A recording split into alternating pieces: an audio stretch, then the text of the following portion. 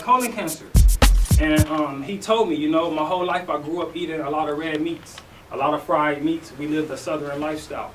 And he related that to why he had colon cancer. And so, you know, that diet that he's on is the typical American diet. Okay, they wake up in the morning, it's the big white fluffy biscuit that's been stripped of all its fiber, that's been stripped of all its iron, and then you got the eggs and the bacon. So this is a classic American breakfast, and when you think about it, it's appealing to the senses, all right? We covered another chemical that's in a lot of unnatural foods that create you to be appealed to it. Another one is MSG, monosodium glutamate, all right? So this chemical is attacking your nervous system, and when they put it in food, mixed with dopamine, which your body naturally creates, you think something good is going on. You're happy and you're elated because this chemical is telling your senses everything is good right now, and I'm being fed on top of that. So you'll go eat and go eat and go eat because your mind is being tricked. All right. So we know that in a lot of unnatural foods that are prepared by other companies and not by ourselves, certain chemicals are in them. So this is the chemical warfare. Now, I'm not saying every single company is out to get you, but if you check the label, okay, they're not going to write insoluble and soluble, but it'll tell you the fiber content. If you check the ingredients, it'll tell you if it has monosodium glutamate. They also have other names for different sodiums that basically attack the nervous system and do the same thing. So when you read in your labels, you want things with very little ingredients. I'm so happy that I found peanut butter with one ingredient, peanuts. I couldn't even find organic peanut butter without salt in it because they know that salt is addictive to people.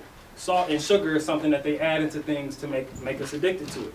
Even vegan products, even vegan items like what we're about to eat, we got to include the salts and the sugars because if we didn't add these salts and sugars and herbs, it would taste bland. It's not something that's appealing to the spill is including these things in your diet first, so that it's kind of like the exercise techniques I'm going to give people. I'm not going to tell them to wait. I'm going to tell them get it in before 12. That way when your boss call and your mom call and old girl call and you got this popping up and that popping up, you already took care of your body to a certain extent. You already put in that work for yourself. Now you got your day if your schedule is set up like that. So it's the same with these fruits and vegetables. We're trying to give ourselves the one up on the game. We want to.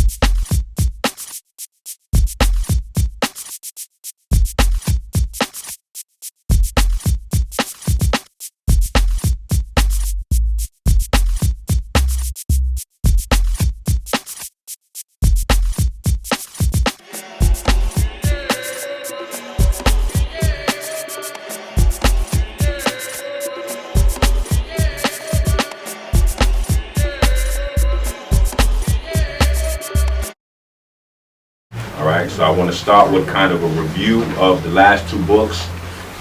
Feel free, seriously, if you're unfamiliar with any of these topics or anything sounds a little crazy or outlandish, these are the things that I felt very important to bring to the forefront of our awareness. And my dad told me if I couldn't find something in a book, it was up to me to write that book. All right? So, the two non-blood irons used by the brain. All right, very important. And the reason why it's important to go into this overview is because a lot of these things will be relevant to kind of grasp some of the subjects and the topics that we're going to cover in the evening. So there are two different types of iron that our brain uses that is not the same as the iron in our blood. Very important. We all have it naturally, but because of our diet being so synthetic, we no longer get that in high amounts. But it's the same two irons that the birds use to link them to the magnetic grid of the planet so that they can find where they're going all the time. We should have that as well. All right? So it's magnetite and magnemite. All right? So you can take those down in your notes. We're just a large construction of cells. And if we're not aware of life at the cellular environment, you're never going to be healthy because that's where health is at, period. The cellular environment. And they're making biobanks.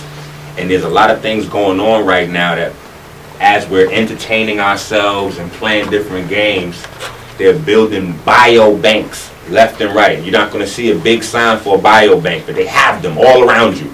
Lung banks, tissue banks, DNA banks, and they're filled with your tissues. Because we're not conscious of what's going on, so we're going into these hospitals, etc., and signing away our tissues to these people. And I know, some people may be Christian, Jewish, Muslim, whatever, so you may have a moral issue. I just have a money issue. That's my problem. You don't get to get paid off me without me getting a cut. That's where I'm at with that. Right? What is aging? All right? We have to deal with that. What is aging? We spend trillions of dollars, especially ladies. It's crazy. The beauty supply place. Beauty supply place is never on recession. Never on recession. Sure. Everybody can be unemployed. Beauty supply place is doing fine. Oh, well, I have to go there to look nice, my best to get a job. No matter what's going on. Beauty supply place is in business. And we're trying to stop things that we don't know what they are. How are you going to slow down aging and you don't know what is aging? That's the craziest thing. And then we want to know why it is that we don't get respected globally. People look at Americans like idiots, because we kind of are. We spend money trying to reverse things that we haven't even spent any time or money on trying to figure out what they are in the first place. You can't stop or slow down aging if you don't know what's aging you. We're in the beauty supply place getting beauty supply products after we just left McDonald's. I'm like, interesting. Bioluminescence versus chemiluminescence. Horizontal gene transfer, very important. A lot of people were, oh, Minister Enqi, you're just making up big scientific terms. I'm like, dude, if you ever had the flu, then you was a victim of horizontal gene transfer. Period. Vertical gene transfer is from parents to their offspring. Horizontal gene transfer is anything that comes from outside of your body. Period. So if you contract the flu, you breathe in a virus, that's all a virus is foreign DNA. Very simple. Foreign DNA. So if it's not your DNA, it is foreign DNA.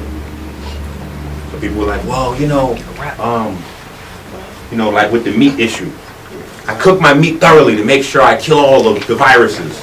It's impossible. Whole meat is foreign DNA. You're not a chicken.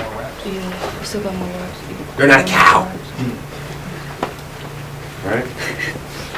But it has other scientific applications as well if we're looking to get into the money. That's what stem cell research is.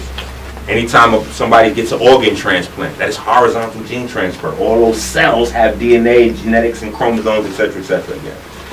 Electron vacuum tube in the Temple of Dendera. Why is that important? Because we spend millions of dollars on this technology not knowing that we are the creators of it all. All of it. The laptop, the projector, all of this stuff came out of one picture. One picture in the Temple of Dendera.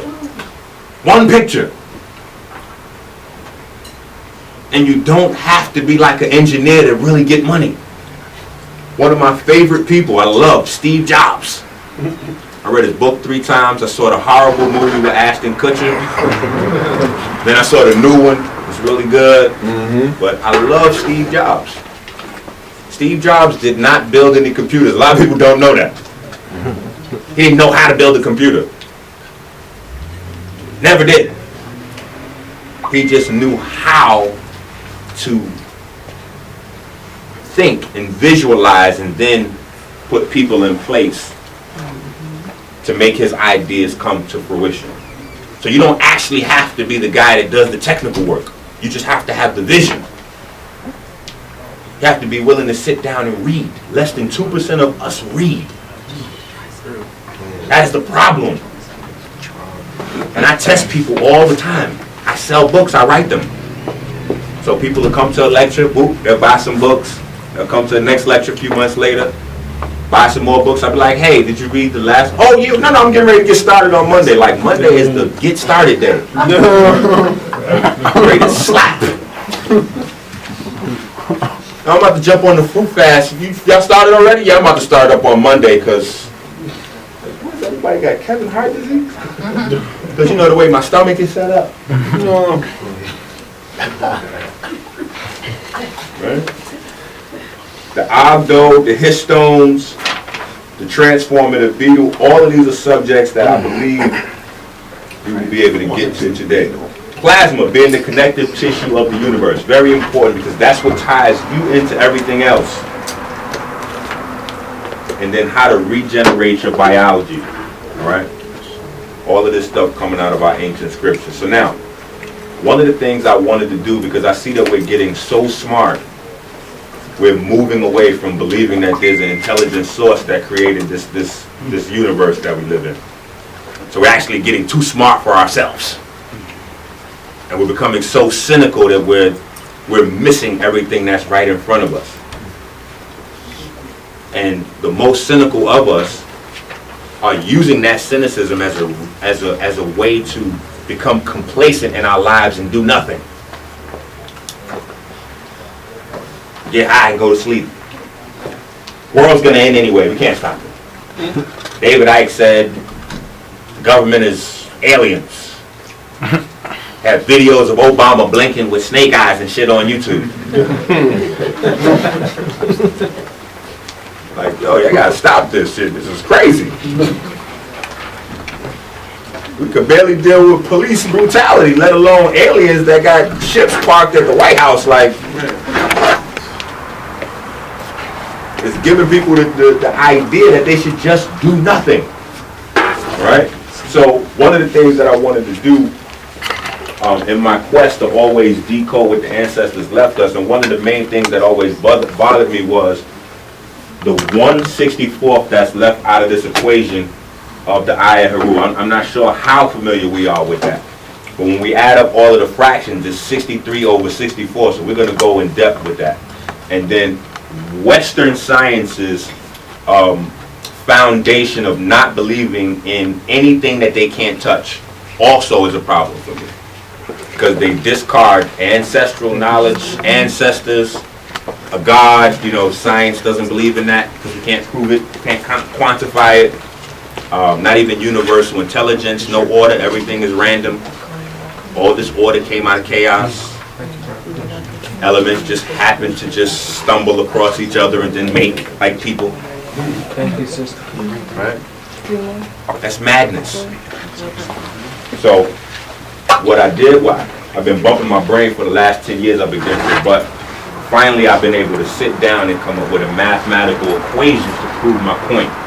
And I waited to go through, you know, because I have professor friends that work at universities and stuff like that, and I always make jokes with them, you know, because I dropped out. And then like 5 years later, they were inviting me back to teach their classes. Like, yeah, you guys are all taking notes from the dropout. So I gave them first crack at it so they could, you know, dig into the equation and see what they could do, and they just had to kind of gracefully bow out.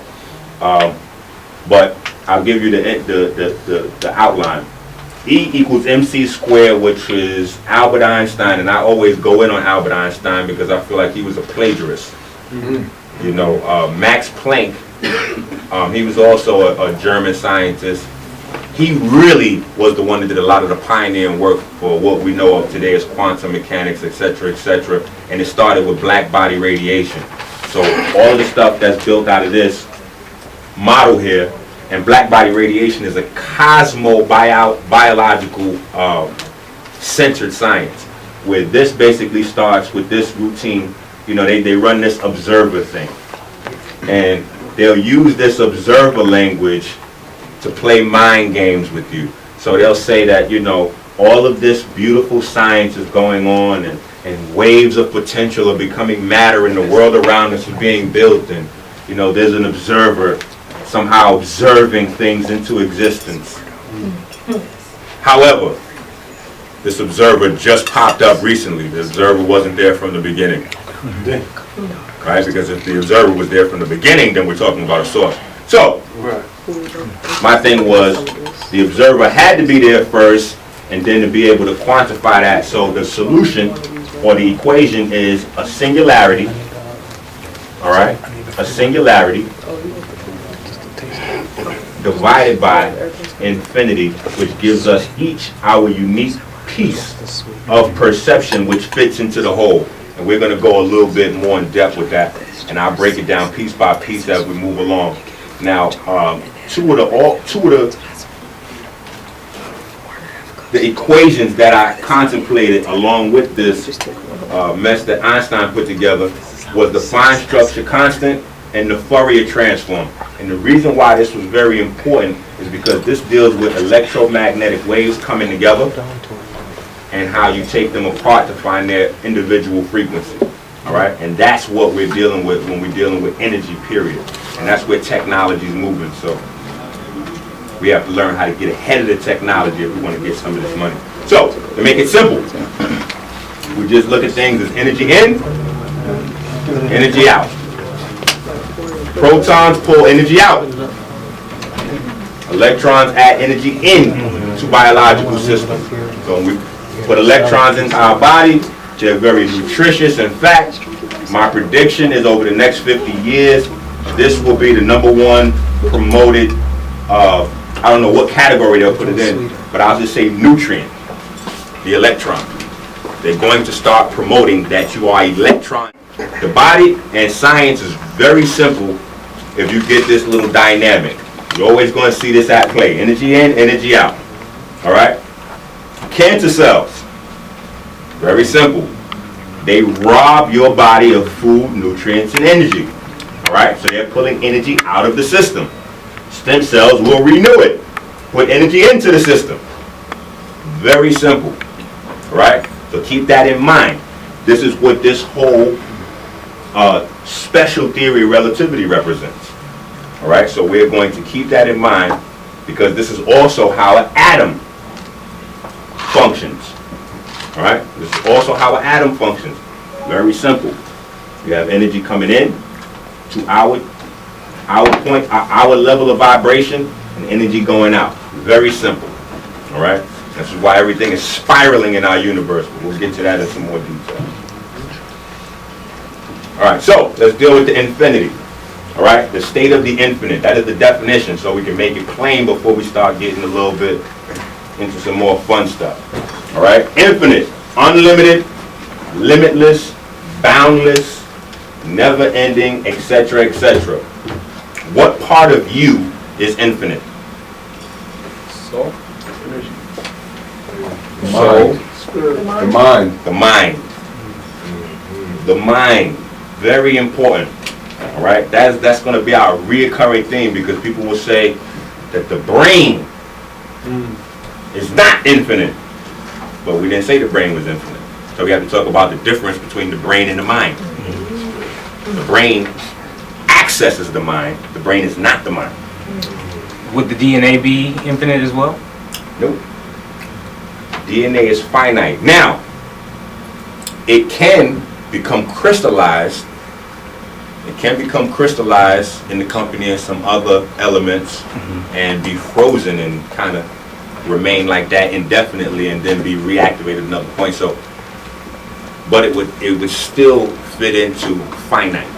You know, so it can last really, really long. You know, so we kind of tend to look at things that last longer than we do as infinite. But it's still not infinite because it can still degenerate.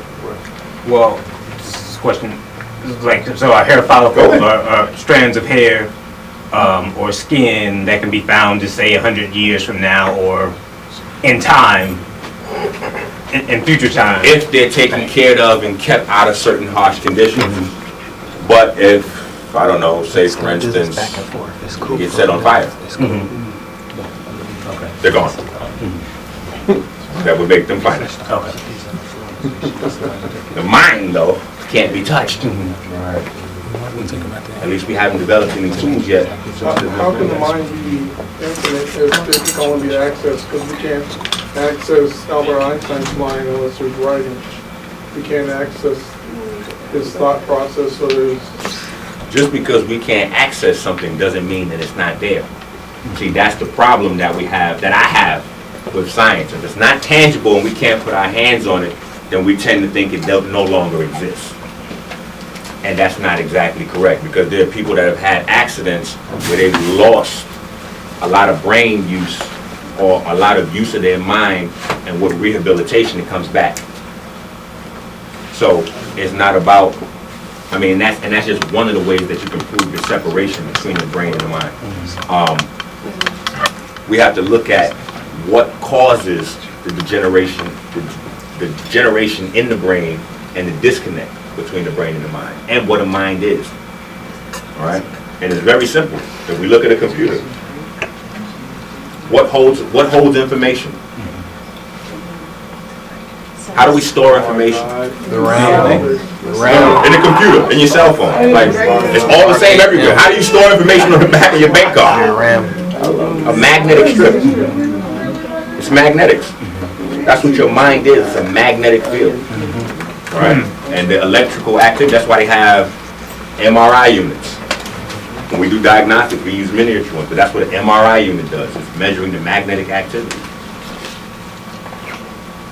So, a lot of this stuff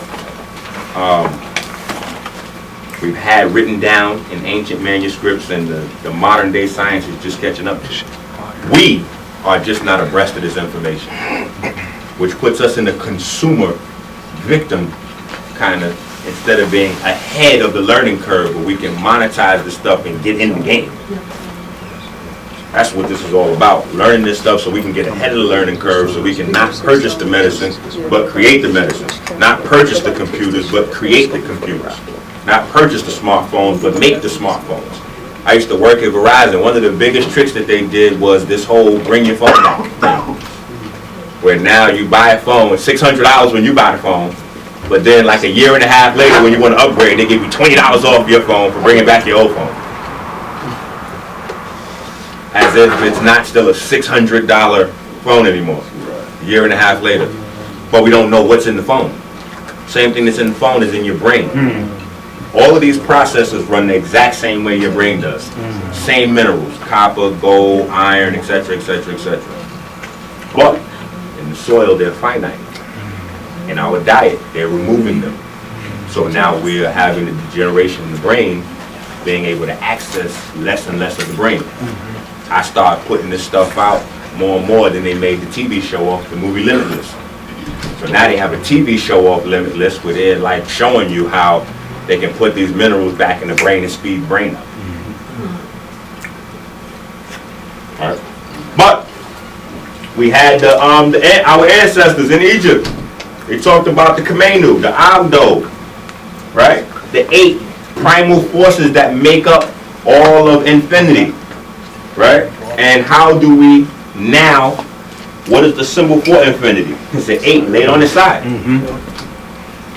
See, so we haven't really moved that far away. It's just that you are separate from the information, right? So that we have to be able to understand this. And I want you to keep this in mind too, especially for those of you taking notes. This 90-degree right angle thing is going to be a heavy, you're going to notice this keeps popping up over and over and over. All right? And you're going to notice these 8s pop up over and over and over. So as I go through the science, I'm also going to be going through our, our Muslim, our Christian, our Hebrew, our spiritual systems to show you how even in those systems they were encoding you the science. Right? We look at the word Jesus, we know the word Jesus, the letter J was just created a few hundred years ago. So we know this is not referring to the person. Can't be. But if we do the math, and we know that this is 888, then we know that this is referring to fractality. What's fractality? Fractality is how you compress charge and how things become alive. How you compress charge and how things become alive. Where does that number come from? We just talked about this. So we're going to see the reoccurring themes. I got a lot of slides, so I'm not going to go back too often, but I just want you to see how We're going to get through this. Now, one of my brothers, A.A. Rashid, he came out here, he never came back to the East Coast. But we were talking a few years ago, and he asked me something that was crazy. He said, what's special about the number 26? And, you know, I was like, nothing. And they said, okay, well, in the Bible, it's actually the number, same way 888 is the number of Jesus, 26 is the number of God in the Bible.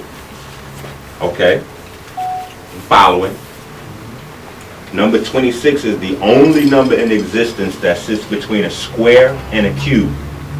Now, where's the significance in that?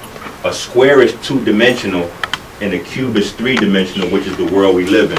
So this is very significant because this is what brings things from an intangible to a tangible. This bridges the gap between two-dimensional reality and three-dimensional reality.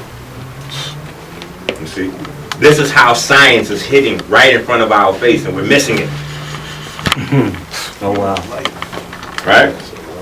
So, let's go even further. Photons. Photons are infinite. What are photons? Particles of light. Correct. Particles of light. They have zero weight and travel at maximum acceleration forever until they're changed into matter. Maximum acceleration forever until they're changed into matter. How do they get changed into matter? Simple. They bump into a conductor. It's called the photoelectric effect. Every time that happens, they turn into an electron. Create electricity. Just pocket that for now. Alright? Perception and the tools we have created to enhance our perception have limits. Going back to what we were talking about a little while ago.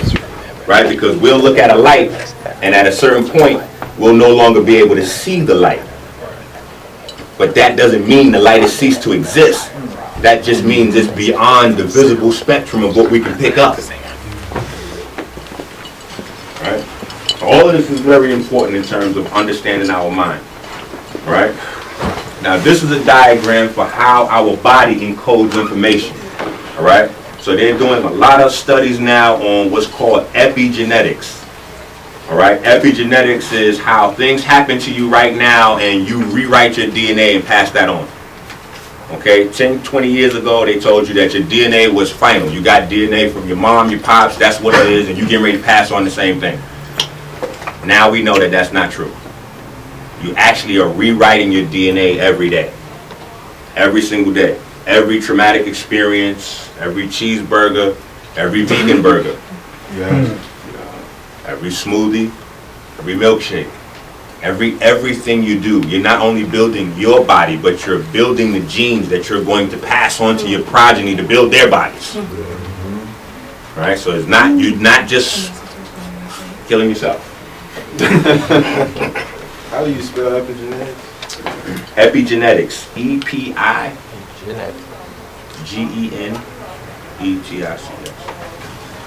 Right? Now, in Detroit, I did like a 12-hour class up there. It was crazy. Going back to the class on the iKing, and I wanted to show them how we live in a sea